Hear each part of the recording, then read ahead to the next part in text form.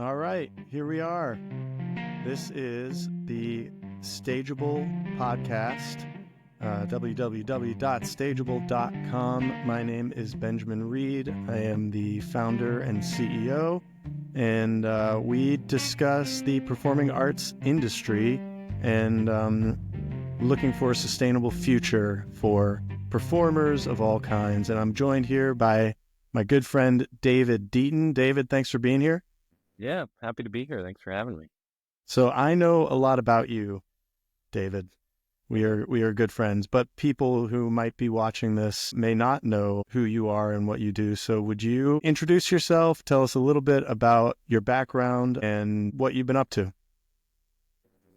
So my name is David Deaton. I originally am from North Carolina. Me and Benjamin met in Nashville, Tennessee at school. And at that time, I was playing a lot of music. I was in a band for about 10 years there. Music's always kind of been the main focus creatively for me and something that I've always been really connected to since I was young. And I mean, music career-wise, to talk specifically of the arts, is, a lot of kind of college touring, side gigs to make the money while we would go on the road. And then since then, I've done more touring with different artists, more as a hired gun. I currently tour with one artist. We do minimal touring, but it's just kind of me and him a lot of the time. And I also create a lot of music. Recently gotten into film scoring over the last few years. I've done one film and a lot of just kind of small scoring projects that aren't related to, major projects or anything, but just a lot of creative outlet that I still pursue in music. And I've kind of bounced back and forth between West Coast and East Coast, and currently in North Carolina. And that's a little bit of the nutshell of the artist side. I'm just always finding some way to have an outlet. Creative outlet. Yeah, always need the outlet. I know it's something that's really important to my mental health and just kind of the presence of life. I think I feel different. I think different. I notice a big influence on my life when I'm actively creating. So you mentioned, being in a band, being on tour with a different musician, and then doing film scoring. Which of those three has been the most lucrative? Most lucrative would be touring with an artist. And that's kind of the only consistent paid gig that I've had. In the band, it was very much just we make the money we can. Most of it goes back into the band. And every now and then, if there's a little extra, we'll dish it out for some pocket money. Yeah. And the film scoring, that was more of a passion project with me and a friend to create a full-length film. But that's something I think eventually could lean into more of a... You just created a full-length feature film. Like it was just like no big deal. I mean, you're right. It took about 4 years total. Right. And it was, he did a lot of work on the editing side. I made all original music for the entire film. So about... all said and done, about 120 minutes of original music. So that was a big project, but also one of the most fulfilling ones I've ever been a part of. How do we find that? You can find it on Amazon Prime. It's called Between Giants. Between Giants on Amazon Prime. That's awesome. Yeah. I don't think I knew about this. I haven't seen it. Really? Okay. No. Well, I'll have to send you a link. I could probably find a free version out there. Otherwise, I think it's $1.99, which I can Venmo you. No. I'm gonna put my money where my mouth is. All right. Yeah, that's true. $1.99. I can take it. Yeah, no, it was a really long project. Me and a friend did a 2-month bicycling trip in the Indian Himalayas, and basically we tell the story of the trip. We kind of talk about bike packing in general. We talk about the culture of India, and a really big theme of that film is the people that we came in contact with and how kind of loving and open they were. So I think for me, a lot of it was trying to create sounds that represented the feelings that we had there. It was fun because I got to take a lot of samples while we were on that trip. And I mean, there's just so many different sounds. India is a place of full sensory overload. So there are sights, smells, sounds going on like to an extreme. So I got to capture a lot of sounds and turn them into different kind of beats and like integrate them into some symphonic scores, and even some original songs. Dude, that's awesome. Yeah, and also used some of the music that we made as a band back in the day, some of the instrumentals. I truly can't believe that I haven't seen this. This is like I know, kind of crazy. I'm surprised too. But I'm sure we talked about it at some point, but it was also some years ago now. well, so I think I always knew that it happened or was Mhm. happening. I think I missed the release and didn't know that I could take part in it. Yeah. And this is kind of like one of the things about the platform that I want to build is like, I feel like there's a lot of these missed connections, like there's the audience and there's the people making the art. And it's like, the problem is they can't find each other, and it's like what Spotify did was create the central marketplace to go. And I know like, there's bad things about Spotify and where it's gone. And even, I guess, from its inception, I don't know too much about it, but I know my impression is that it has never been that great to the artists. But I mean, it did connect the people who wanted to listen to music and the music itself. And I think that there is just so much of that misconnection of like, you made this incredible thing. I had actually known about it, but I didn't know that it was out there in such a way that I could interact with it until right now. Part of that may be that I haven't been very vocal in the marketing side of pushing it, but also I think it's something that is in this big pool of creative projects that tons of people, especially now with the access to create a music and film, we've all got a high quality. I mean, the film that we took a camera with us that ended up breaking, a Sony Alpha Series camera that broke, and then we did everything on iPhones. So wow, pretty much anyone could film a feature film on iPhones and make it work. So yeah, I think there's so much out there because of the access to creating, which in a lot of ways is a good thing, because humans creating is kind of the essence of who we are, but it also adds a really big pool of what there is to consume, and everyone has limited time. Yep. Yeah, I love that. And I do think we're all creators kind of innately. We make a lot of different stuff, depending on our interests and our backgrounds and our personalities, but I think everybody makes things. Yeah. And they come in all kinds of different formats. And yeah, I think we are all artists in so much as we give ourselves the allowance to be artists, Yeah. Well said. But we sometimes put our own limitations on ourselves. So, something that you said stuck out that I wanted to go back to, which is that I think a lot of artists are not great at self-promotion, like you said, like you weren't great at putting it out there. And I think there's something about not wanting to shine the spotlight on yourself. It's like, if someone's going to shine the spotlight, let it be someone else's choice, Right. And I connect with that a lot. And like, I wouldn't be the kind of person who like would start a company, like a theater company, and then cast myself as the lead in a play, you know, or even at Green Room, we started doing, I own a wine bar called the Green Room in Stanton, Virginia. And we started doing an open mic there. And amazing.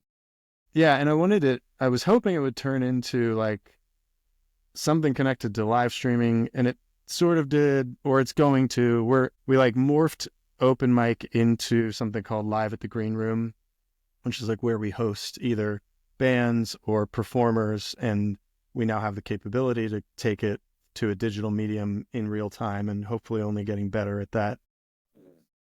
But what I was going to bring up is that as the owner of the wine bar and the one doing the open mic, I was like, I don't want to play music at this open mic. It's like, that's weird. Like it's like, this is my thing. I don't want to then get up there and be like, oh, I got this microphone. Now everybody listen to me sing a song, Yeah. Well, if you put yourself later in the set, I think something like an open mic, I would actually encourage you to get up there and do it as well, just because I feel like that is another connection between you and the people that are there to experience the thing you're giving. But Yeah.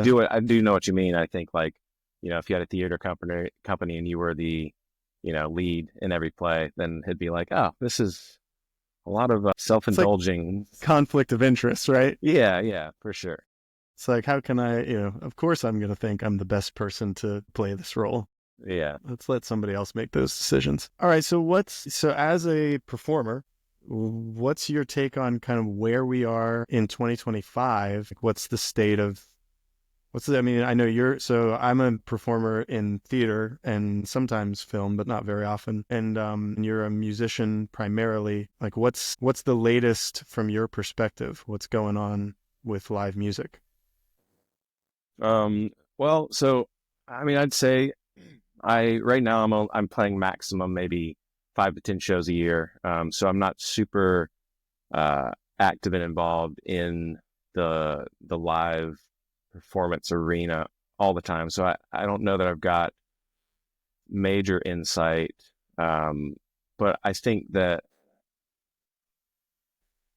I mean, we just went through I mean, 4 or 5 years ago, but like Right. went through a global Still pandemic feels like just. where like all of these things that we were so used to having access to were taken away. And I think there was the feeling of a loss that, for me, it was like, oh man, what if I don't get to see some of these favorite artists that I haven't been able to see before? And once that opens up, I really want to start taking advantage of it. And I think I have, like, as a consumer, I've definitely gone to more shows since everything kind of opened back up. The live arena, in a lot of ways, I think there are pros and cons, there's struggles. I think it depends on the level of artists you are. For smaller artists, so much of the industry is streaming revenue. I think it's like something like 80 or 90% of the music Is it industry really? revenue is from streaming. From different platforms or? From different platforms like Okay. Spotify, Apple Music. Yeah. And like you said, you hear artists talk about it all the time, that there is a disproportionate amount of money going towards services when people are getting paid out. I think Spotify pays like, it's like 0.003 cents per play or something. And that's after you get 1,000 plays in a year. So it's like, there are a lot of people that are able to put music on Spotify, but very few amount that are actually able to make money off of it. Yeah. I think you can make really good money off of it. I know artists that do, but You got to it's get like something. a ton of listens. Yeah. It And how you doesn't get those? leave a whole lot of room for like the more niche artists. No, but the counter to that too, though, is like through streaming, you're able to see the amount of people in the regions that you would want to tour in, because there's people that are paying attention. Because if you go and you play on a Monday night at a bar in, like Bowling Green, Kentucky, and there's only 2 people there, it's like, well, we're playing live, we're doing the thing that we want to be doing and that is important, but nothing's really coming back to you for that. So it's like, it's hard to sustain that. So I think costs for people are a big concern. So it's like, how do you make money on the road? And that's a big question. If you're a small artist, I'm not sure. I think you have to be creative in how you're getting people there, whether that's like going through production companies that can put local bands on the bill with you so they actually bring out people. That's kind of how we tried to do it back in the day. Mm. But yeah, I think, another thing is like tickets. When it comes to most like normal major events, it seems like the similar thing. It's like there's Spotify and Apple Music on the streaming side. On the touring side, the ticket industry is all like Live Nation and Ticketmaster, and Right. they're able to control prices. They're able to, you're having to pay fees to them, so they're making tons of money. I don't know how much goes to the artist. I'm sure, a lot of artists that are established have, guarantees at the shows they're playing, so they at least know they're making a certain amount of money. But I think a lot of the times that's covering your expenses, and then you have to sell merch. So it's like getting in front of people, selling a physical product. But in order to do that, again, you have to have streams, and you have to have some sort of online presence. I think that's one of the really interesting things about the industry right now is like, you can't just be a musician. You have to be an online personality. People have to like see you in everyday life, or like you have to come up with some sort of funny way to engage online. So it's like you're having to do something outside of the skill set that you may have, which some people nail it. Like there's some really great examples of artists that just have such a cool, I mean, they've got like a TV show essentially on their Instagram feed or TikTok or whatever. And other artists, if they don't have that, it's like, well, you have to break through somehow. And I think there's probably just a lot of really good artists that aren't able to really break through because they don't have all of the other facets that, plug them into getting in front of people. Yeah. So, I mean, that was kind of like snaking around a lot of different topics, but I think live music is necessary. I think it's something that I don't think there's ever going to be a point where people don't want live performances. It's been part of like artistic expression for thousands of years. Yeah. And I think some sort of like real-time art will always connect with people, whether it's in person or virtually. I think with Stageable, I think there's a lot of opportunity to kind of bridge a gap between the live performance and instead of just like, watching a video of something to watch something in real time with other people. Yeah, I think is necessary. And, the live aspect too. There are a lot of venues that were, struggling in the pandemic that got bought out by Live Nation and things like that. So, I think in a lot of industries, there are usually people that figure things out and are at the top and then are able to create a monopoly and then control the industry in some ways. But then you also see people pushing back against that and being more vocal about it. So I think there's always going to be kind of a push and pull, but live music in general, I think is wanted. I think it has its difficulties though. It is expensive. Yeah. This is outside. I was talking to a theater artist, and it's like, they were saying we can only lower the ticket price so much because, all these people have to get paid, like nobody's time is free. And like, you've, like you said earlier, there's expenses to touring, and those expenses have to be paid if the tour is going to happen at all. And if you go to stageable.com and look at the about, that's sort of the argument that I lay out is like, we all have had these great experiences seeing a live performance. And I think that the smaller and independent organizations or bands or, whatever it might be, they're the ones who are kind of under threat.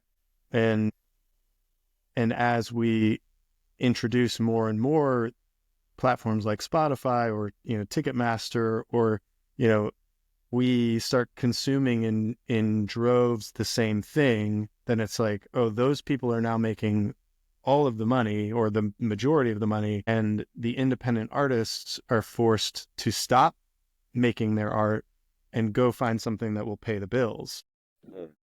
And so I think my hope and goal is that we can kind of crowdsource and connect, again, the audiences to the stages. So it might be a venue, or it might be there's more resources out there, I think, for live musicians like bands.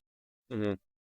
But when I think of something like there's, like a classical, like we do classical music and we do a festival once a year, like something like that, I think would make a lot of sense. So like, if this doesn't receive some support, it's not going to last. And yeah, so my hope is that we can kind of crowdsource, and people can recognize that if they, can bring that support with their subscription or their membership with these different performing arts people, that they can preserve the ability to make live performances still a thing on a small scale.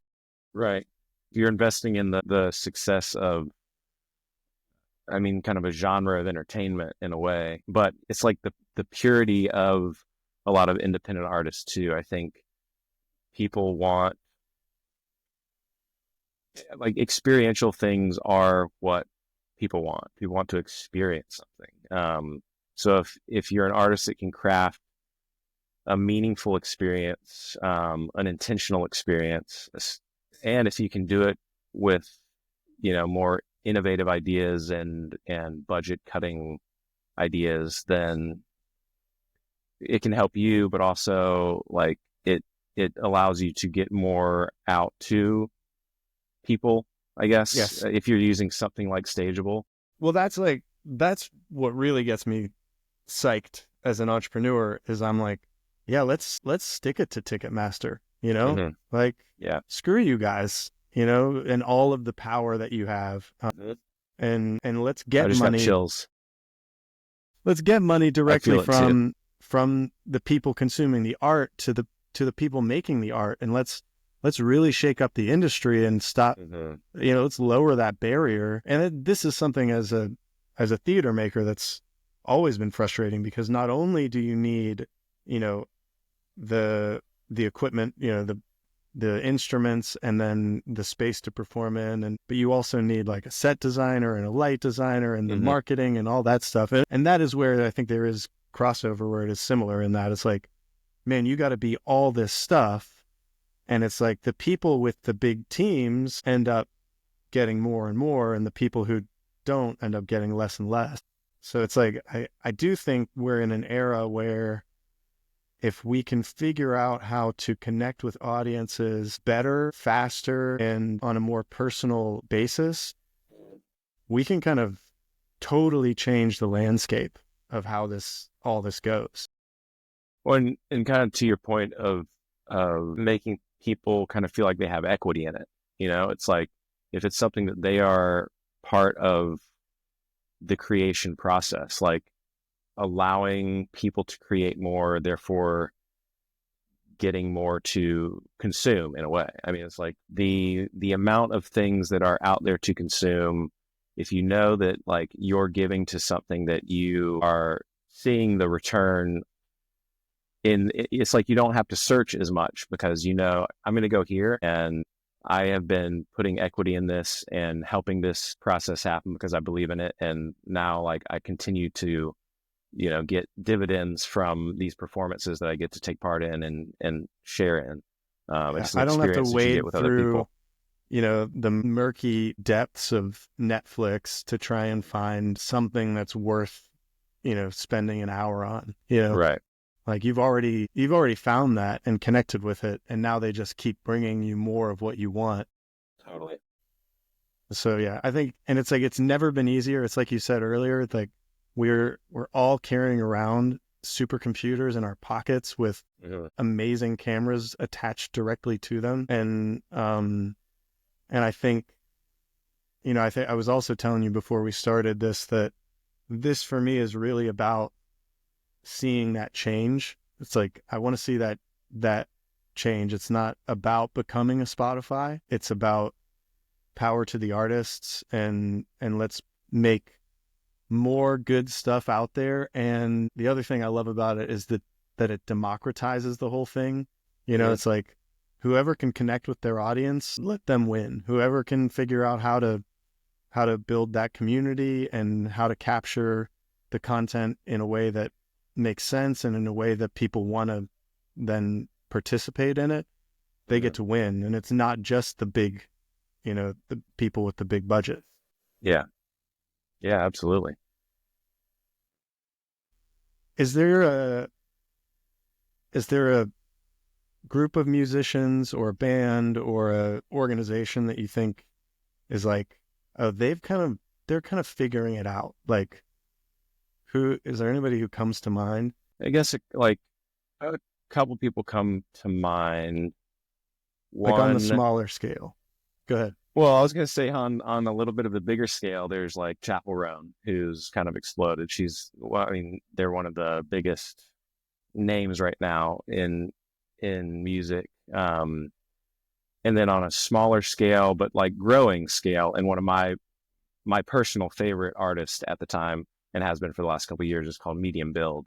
Something I think both of these artists do well is this like sense of, it's like unapologetic honesty about their vulnerabilities and their quirks and their downfalls, and they kind of say it like it is. And it's, for me, it's like I hear Medium Build songs and I'm like, oh, I feel all these things. I wish that I could have the courage to say those things to some people or to be vulnerable in a way. I think a lot of people consumer wise now, I think authenticity is such a big thing, especially there's so much that can feel cookie cutter and just like a product that has been put on a, conveyor belt that we've got we have the formula, we're going to just crank it out because it's a moneymaker and people listen.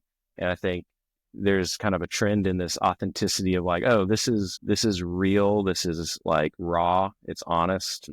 I think both of those artists and others are doing that in some ways, but Medium Build is the one for me that I think I've just kind of seen him really start to blow up in the last couple of years. And I mean, he's a phenomenal songwriter, but it seems like he's also got a good team and good people around him. But yeah, I think that's the main thing that comes to mind is like this unapologetic authenticity. Yeah.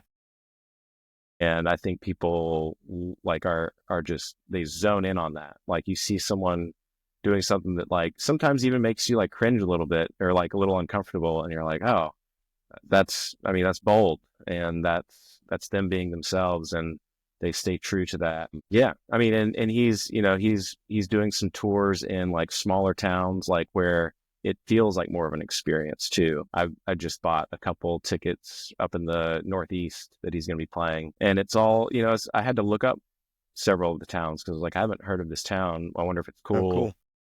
And it's probably some places that are like in a barn or it's adding to the experience of like going to the show and experiencing it with other people.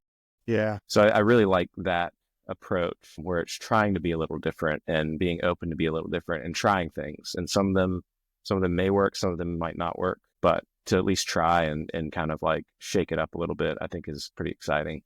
Yeah. Yeah. That's especially really cool. with, I mean, we're in this transition into like technology keeps getting crazier and crazier. AI keeps getting crazier and crazier. So it's like, what is that going to do to art? That's a whole nother podcast conversation right there of like AI and art. But I think there's always some sort of reckoning or balancing that comes where it's like, well, if things get too shiny and too perfect, people are going to want things that are messy and like people think, some people are like, oh, this doesn't sound like music or this doesn't look like art. It's like, well, that just led me directly back to like authenticity, right? Like when we're able to make so much stuff so quickly, I think we're already seeing it on streaming platforms where it's like, oh God, there's so much noise. Like, I don't want any of this stuff. There's like, sometimes there's something great in there, like there is some great stuff out on Netflix or on Amazon Prime, but you've got to know what you're looking for and know how to find it. Yeah. And so I think in an era of AI art, the desire for something authentic and real and true is going to be harder to find and more valuable. Yeah. Yeah, for sure. Which is exciting. I think there's always hope, as much as sometimes I can get to the place where I think, it's all the good stuff is over. It's not. There's innovation. I'm glad to hear like, you say that. Yeah, those are just the small dark moments that probably come from a lot of other places. But I think, there's such a craving for connection, and we connect through expression, and art is such a beautiful way to express the things that are going on internally with us, our experience as a human. And in a lot of ways, it's a language. I mean, that's what it is. Art is a language that we use to connect with other people. So I think it's always going to have a huge place in society. Sick. That's great. Yeah. That's awesome. Well, so we sort of already have been speaking about this, but the last question I've got on my page here is, what do you think the future holds for live performance, and like how will it change as we introduce more tech and AI and things like that? I mean, we sort of were touching on it, but I guess like in real terms, what does it look like? Yeah, I mean, I think we've touched on a lot of it. I think there's one thing we haven't really touched on is kind of the sustainability factor of it. Touring in general, I think you start to hear some bands are saying like, well, we're not going to go on tour because like, the emissions of the tour bus and the planes and, the impact on the environment. Like, I don't know if that's ever going to be a thing that just stops people from touring. I highly doubt it. Maybe the future of touring is electric buses, something like that. But, there's that aspect. I think there's the access aspect. Again, I think a lot of it comes down to how can you create unique experiences for people to take part in, and create a space for people to do that, whether that's a live space in person, whether that's a digital space on the internet, like Stageable. I think there's going to be probably more merging of that, like more access to live performances, especially, I mean, you could go down the VR route too. Like, Yeah. it hasn't totally taken off as quickly. I thought after the first VR goggles came out, it was just going to be like tomorrow, everyone's going to have them and it's going to be like a VR world. I think there's probably still plenty of innovation in that world that's going to create a sense of live performance that you can get digitally that will, it will be a decent substitute. I mean, I think watching something on your computer or on your TV is like great. And I think to be able to experience it in real time, I've watched plenty of concerts live streaming that I haven't been able to make it to. And it is more special than like watching it afterwards. I agree. I think the VR thing will take that to the next level where it's like, oh, you look around and you see people beside you, totally. And that exponentially will get, bigger and better. Better. Yeah. Let's see what I was going to say. So in theater, like there tends to be this like, well, if it's not live and you're not there, then that's not the thing, right? So it's like for a play, right? You have to be the whole point is like you got to be in the room. And after COVID, it was like, we don't want to do any more things with the internet. We're just going to do our stuff in person here. And I think that's such a mistake because like you were just talking about, as these new technologies come out, the important thing is recognizing that there is a distinction here, right? Like an apple is not an orange. So like a canned stream of a performance on YouTube, like, so it did happen live at one point, but you're watching the recorded version of that at a later date. So you're watching it at 8 a.m. and it actually happened at 10 p.m. That's not the same as watching it in real time. And it doesn't mean that one is better than the other or one is more right or, I think we all tend to think that being there in person, just like this, if you and I were together across a table instead of through multiple screens and internet, that would be better. But because we can't be in person, this is a pretty good alternative. And it allows us to do something different and we still get to connect.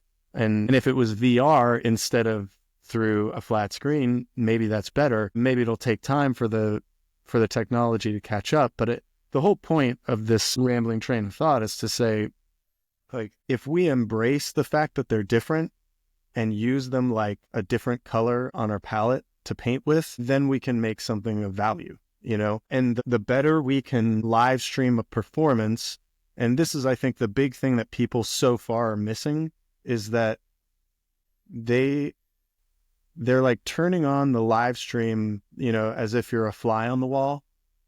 And they're not thinking about the fact that there are real people behind that camera participating and that they matter just as much as the people who are at the thing, and it's like, we need to straddle both audiences. We need to hold them both in our minds, and whoever is producing the video and audio and then the performers themselves, right? Like we need to bring them into the room with us in as many ways as we can think of, as creatively as we can think of. Yeah.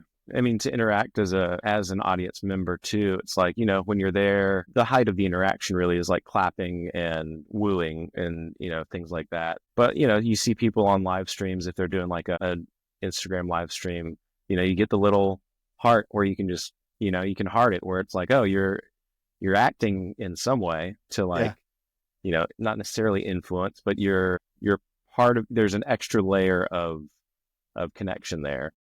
Right. Yeah. Yeah, you're involved. I mean, even You're if that involved. is writing a comment, and I think as technology gets better and better, we're going to be able to play with that in totally different ways, So like you think about the classic, the band calling out to the audience of like, what do you want to hear next? And free bird. Yeah.